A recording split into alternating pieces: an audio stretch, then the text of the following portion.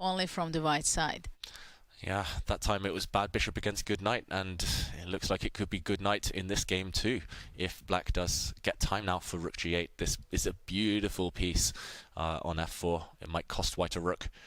Okay, Aryan slides across with his queen, but what to do? This black rook is simply coming. A check on f6 can simply be blocked. Rook g7. Looks like one-way counterplay right now. As Judith, you mentioned one bad piece makes the whole position bad. This bishop is terrible.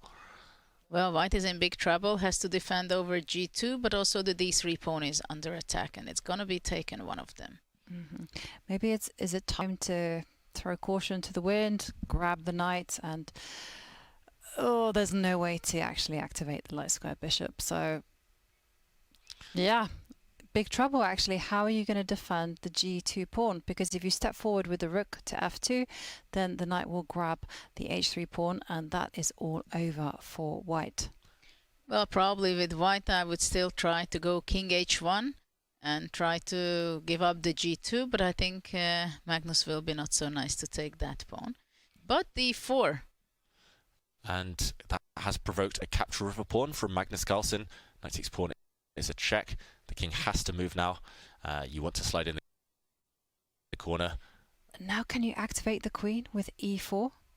Wow, that would be a lovely move, just pushing the pawn forward to try and get the queen in. The black queen is, however, tied down to the defense of her rook on d8, so got to be slightly careful. Maybe just still very good, though, Jovanka. Feels like there's something in the air for black. That white king is the more vulnerable of the two. But two threats, pawn takes knight and a capture on e5 threatened by white. How to deal with them both? Maybe you have to give something up to get something. Well, there is a way of maybe giving mate. What about rook d6, queen e5, rook h6? Queen c7, knight f4, rook g2 mate. Beautiful.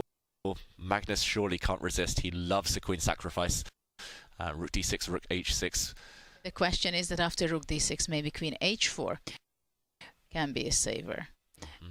It might be a savior, but well, Aryan doesn't have too much time to figure it out, and it's Magnus's move. Will he play rook d6? No, he retreats the knight. Again, very practical decision. Okay, but a bit of a grimace on Magnus's face when he went for this knight retreat. Aryan brings this rook across, trying to sweep back to the defense. Why didn't he take on e5? I don't understand. I think he just saw no hope in that endgame now rook of winning. d6, and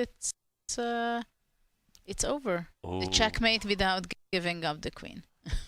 Magnus is going to deliver checkmate once the white queen takes on e5. The black rook comes to h6, and as Judith says, there's going to be knight checks and a forced mate on the board. Magnus looks away. He knows he's got it in the bag. 2 minutes is more than enough to finish this game off. Aryan, I think he had some chances earlier, but we'll see checkmate maybe on the board now. That's a check. Another knight check. Wherever the white king goes, knight f4. This is over. Absolutely.